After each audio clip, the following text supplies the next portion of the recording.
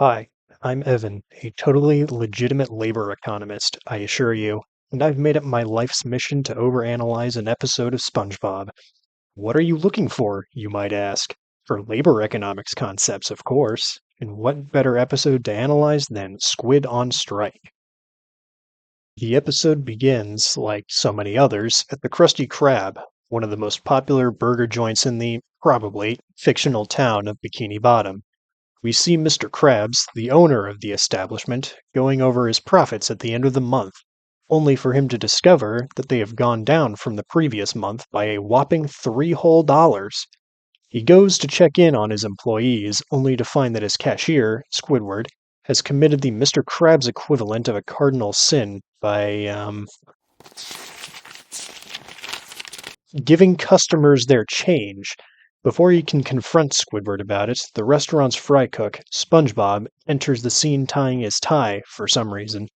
Mr. Krabs scolds them both for wasting company time before handing them what appears to be their paychecks, with Squidward accepting his with excitement while SpongeBob refuses his, claiming that he could not accept Mr. Krabs' money. We'll come back to this in a minute, don't worry. Much to Squidward's horror, though, his paycheck is actually a bill, with him being charged for such items as breathing, existing, and lollygagging.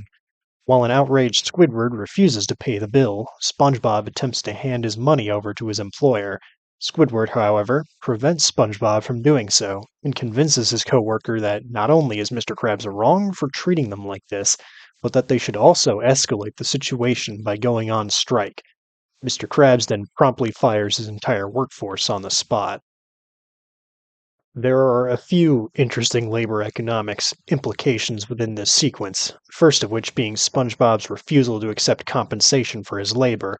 This can be approximately, if still technically inaccurately, modeled in the labor leisure trade off model, with an extremely flat indifference curve, and I mean really flat, like approaching the limit of the flattest indifference curve conceivable, kind of flat.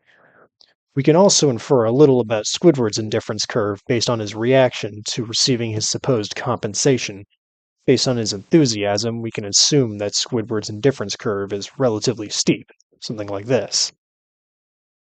We can mess around with the model a bit by decreasing the wage a little, and in doing so, we find that SpongeBob's work hours aren't all that changed, while Squidward chooses to work significantly less. This is all well and good, but what happens when Mr. Krabs starts to charge his employees to work for him? A negative wage, if you will. For kicks, I played around with the model to see if a negative wage would spit out anything interpretable, and yeah, it just kind of breaks the model. Surprise, surprise. The best I could come up with was mirroring the budget line horizontally, such that hours of leisure increase as consumption increases. This indirectly captures the effect of employees having to pay Mr. Krabs less as their work hours decrease, assuming that their costs are variable. Coming back to the story, we find SpongeBob and Squidward on strike, attempting to prevent people from giving their money to the Krusty Krab. Well, more so Squidward. SpongeBob is basically just along for the ride at this point. All of SpongeBob and Squidward's attempts fall through, however, and Mr. Krabs is seen hiring new workers to replace his old ones. Not even one of the most rousing and radicalizing speeches in children's TV history is enough to prevent the masses from handing their money to the greedy crustacean, and so the strikers are forced to retreat for the day, tails between their legs. This sequence also has a few weird implications in terms of labor economics. What struck me here were the implications of Mr. Krabs' ability to hire new workers on the elasticity of fry cook labor supply in Bikini Bottom, and really the food service industry as a whole.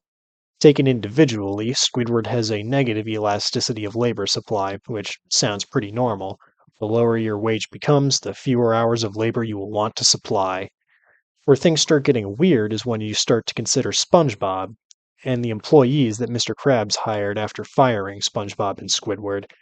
The fry cooks were all apparently willing to work for a negative wage, which can either mean that their labor supply is perfectly inelastic, for all intents and purposes, or some other nonsensical third thing where their labor supply increases with a decrease in the wage.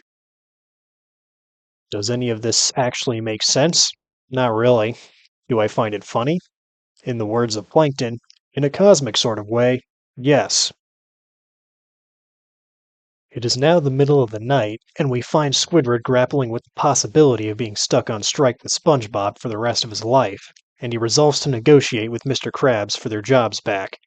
As he opens the door, we discover that Mr. Krabs has also come to negotiate with Squidward. The crustacean reveals that he doesn't like his new workforce and wants his old employees back.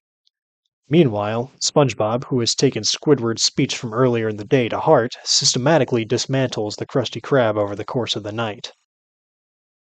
By the next morning, Mr. Krabs and Squidward have come to an agreement, but the details of said agreement are never mentioned, kind of like the contents of the briefcase from Pulp Fiction.